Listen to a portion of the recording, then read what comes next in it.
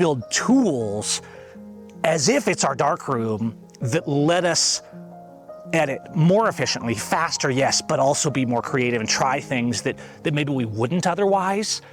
And I think in the end, that transforms the entire process.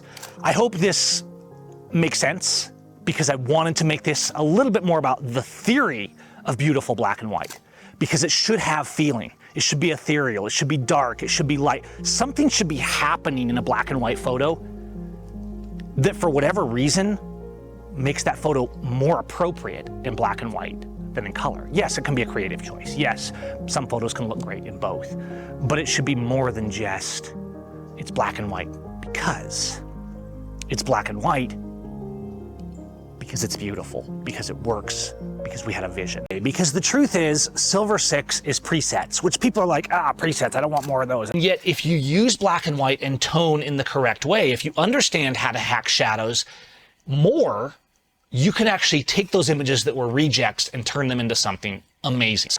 What makes a black and white work is the ability to be uninhibited in pulling back certain areas and pushing certain areas. In the digital days, even if we're scanning film, like I do oftentimes when I'm not shooting digital, and even if you're bringing film in as a scan, it's the way those curves are.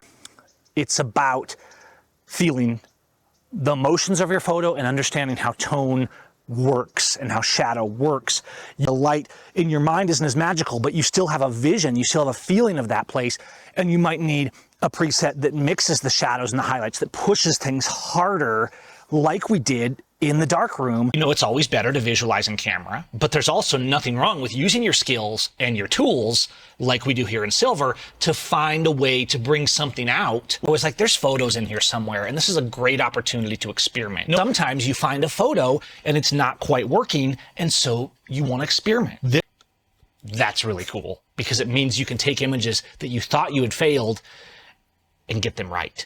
And once you realize you can do that, you'll start seeing differently in the camera. That's stuff we can look at in other videos, but at its fundamental level, Silver 6 is a black and white conversion pack, but it's also meant to help us push harder and be more creative in our black and white, and see that it's not just about pulling down a saturation slider, that it's not just about saying it's black and white, therefore it's artistic. It's about seeing shadow and tone in a new way. And I think if we do that, it really transforms how we take photos, how we see shadow, how we understand tone, which then even improves how we take photos when we're working in other mediums, in color and video, etc.